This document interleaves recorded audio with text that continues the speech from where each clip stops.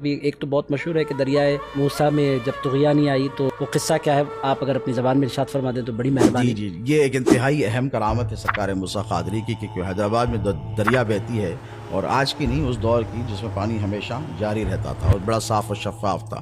تو طغیانی آئی تھی اور اس دور میں مائع ساگر کا جو پل ہے، ڈیم ہے، وہ بھی تعمیر نہیں ہوا تھا، اور عثمان ساگر جیسے ہم گنڈی پیٹ کہتے ہیں، اس کا بھی ڈیم تعمیر نہیں ہوا تھا۔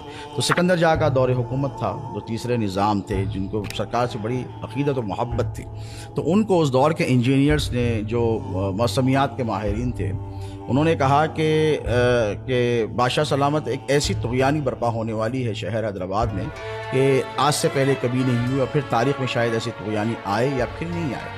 سرکار نے پوچھا کہ اس کا نقصان کیا ہوگا، تو کہا کہ شہر کی جتنی اہم ترین عمارتیں ہیں، اس کی بنیادیں مخدوش ہو جائیں، اور ممکن ہے کہ چار مینار بھی گر جائے، اور ممکن ہے کہ مکہ مسجد کی عمارت بھی مخدوش ہو جائے۔ یہ بہت خطرناک پیش قیاسی کی گئی تھی، اور طغیانی بھی ویسی تھی۔ تو سکندر جہاں نے کہا کہ لوگوں سے مشورہ کیا، اس کے پاس علماء مشائخ سب بیٹھتے تھے، تو کوئی صورت ہے کہ اس طغیانی کو روکا جائے؟ تو ماہرین نے کہا کہ ہم تو بے بس ہیں، لیکن ایک شخصیت حیدرآباد میں موجود ہے جو غوث اعظم کی اولاد امجاد میں سے صحیح النسب شہزادہ ہیں، اور وہ ولی کامل ہیں، اور وہ صاحب تصرف ہیں۔ وہ اگر چاہیں تو یہ طغیانی رک سکتی ہے، اس کا دھارا پلٹ سکتا ہے۔ تو سکندر جہاں نے کہا کہ آپ کے آباء و اجداد کا شہر ہے، میں آپ کو آپ کے آباء و اجداد کا واسطہ دیتا ہوں، دستگیری کرنا آپ کے خمیر میں، آپ کے خون میں شامل ہے، کیونکہ آپ غوث اعظم دستگیر کی اولاد ہیں، اس شہر کی آپ دستگیری فرمائیں۔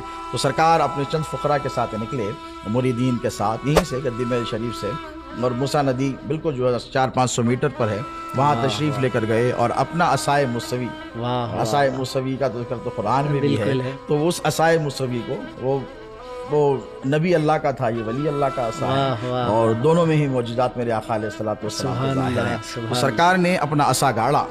یہ تاریخ کی کتابوں میں لکھا ہے پاشا کہ مشکات النبوہ تو ہمارے خاندان کی کتاب ہے، چلیے اس کے علاوہ جو اہم دو کتابیں ہیں، تاریخ خورشید جاہی اور گلزار آصف جاہی، ان کتابوں میں بھی یہ واقعہ درج ہے۔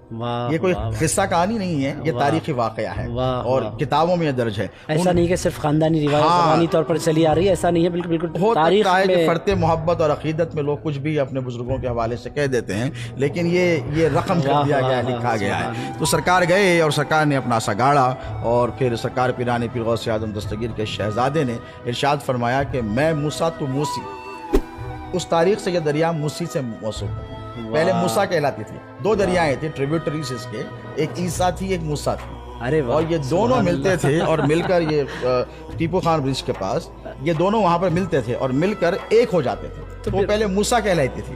اب آپ دیکھیں آج جتنے تاریخ کے ڈاکیومنٹس ہیں اور پرانے دستاویز ہیں، ان سب میں موسی ریور لکھا جاتا ہے۔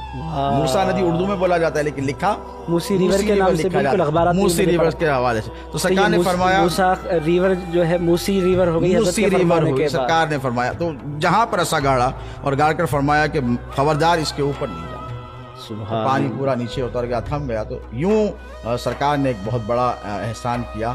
حیدرآباد کے ایک شاعر نے یوں عرض کیا تھا کہ لپٹ کر پاؤں سے کہتا ہے پانی، رود موسیٰ کا، ہولی کے شہر پر احسان موسیٰ قادری کا ہے۔ تو یہ کرامت ہے سرکار کی۔